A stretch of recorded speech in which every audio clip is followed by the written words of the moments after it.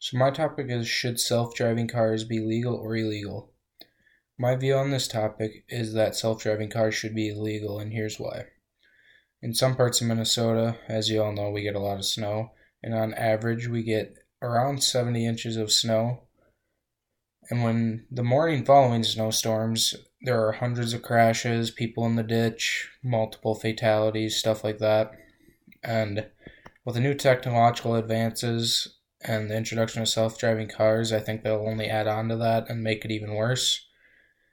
And in 2016, when the first self-driving car was introduced, which was the Tesla Model S, it was going down the interstate and there was a semi with a white trailer, and the white trailer blended in with the sky so that the camera and computer did not pick up on the trailer, and the Tesla actually ran right under the semi, and it tore the roof off of the car. And when it did that, it just kept going, and it killed the passenger while it was doing that.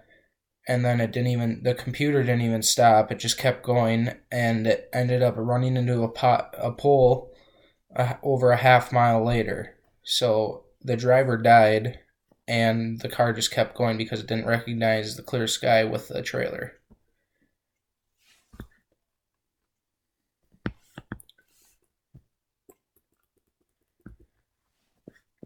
Another reason is, if there's a car on fire or something like that, obviously you're not going to drive right up to it. The self-driving cars, they're just going to keep driving. They're going to recognize that something's there and stop near the scene of where the fire is, if there's a forest fire, a car on fire, or anything like that.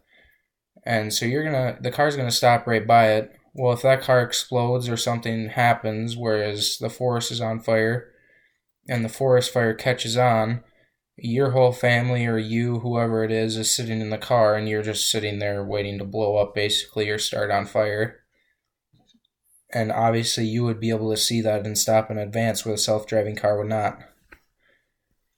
And in Minnesota, the weather can be unpredictable, and the smart cars aren't trained for the weather.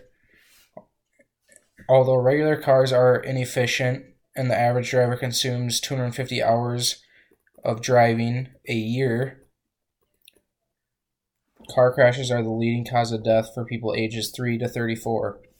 They would need to be able to adapt to the icy roads or blizzards, which they can't.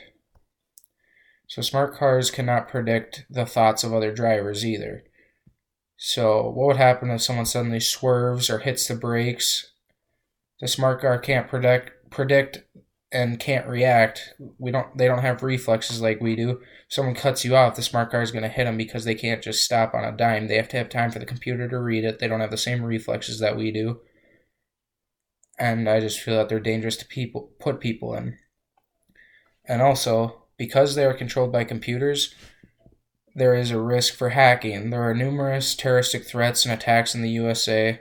So what happens if a hacker gets control of the computers in the cars, or decides he wants to cause huge accidents or take multiple lives or stuff like that, What if they decide, hey, I'm going to hack into all these cars, and they could easily take numerous people's lives? And something that backs it is, in 2014, half of London's cars that were stolen were done so by the security systems being hacked and then stolen. So the systems can definitely be hacked, and people can still steal cars, so why couldn't they control the self-driving cars and program them to show that the roads that aren't there are there, or make them go off the road or stuff like that? And also, there are many jobs created from the automobile industry, whether it's repairing them or driving for a living, such as a semi-driver, or building them. If self-driving cars take over, many people will be looking for jobs, because think of how many semis you see every day. That's their job every day.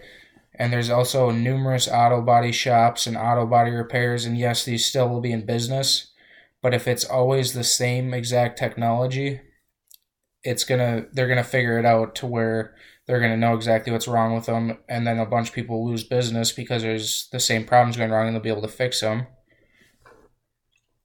And so not only can the computers make mistakes, they can't predict the road conditions and recover after spinning out. All the risks that come with having a smart car are not worth your family's or others' lives. Modern society already puts so much trust into electronics already, but is it also worth hurting or killing someone? Smart cars, I feel, were invented for people who see driving as an inconvenience, and those people are the people who contribute to high crash rates in Minnesota. So not only can they hurt people, but they can also take lives. And here are my resources.